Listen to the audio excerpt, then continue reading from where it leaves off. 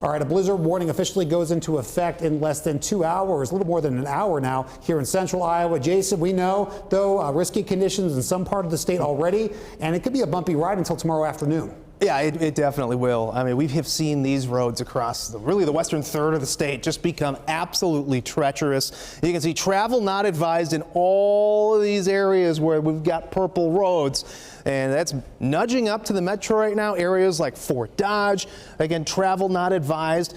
Mid-Americans reporting more than 14,000 people across the state without power right now, including around 1,300 in the metro and more than 6,000 in Fort Dodge. Again, you get the wind, you get the snow, and you get the ice in spots. And that can take down power lines, that can take down tree branches and throw it down on power lines. So as we head into the overnight, there will be more of that. I can promise you that much.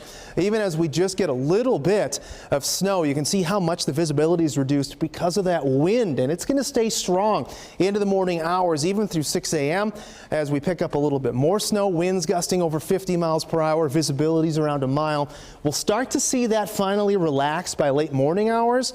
But you can see that snow is not done yet. Algona, an additional 6.4 inches, and they've already gotten quite a bit. So looking across central portions of the state, seeing that rain transition to snow near Waukee, down Highway 169. We look northwest of there near Fort Dodge through Carroll, already has transitioned to snow. And the temperatures and even surface temperatures at this point have plummeted. So the rain that we got, seen some of that transition to snow, to ice on the roads. And we still have heavy rain through eastern portions of the state, Sheridan through Liberty, down through Van Wert, all the way upwards towards Marshalltown and Toledo, which that transitioning line right there is going to continue to march eastward as we punch down that colder air with those stout winds. And those stout winds, as you saw, are going to be sticking around for a bit. So 2 a.m. you can see that line continuing to push eastward, 61 mile per hour winds in Algona. If you hear some nonstop howling winds through the overnight, know that you're not alone. We're going to have that across nearly the entire state here as we're pushing close to 60 miles per hour for wind gusts into tomorrow morning. That snow eventually going to taper back by noon.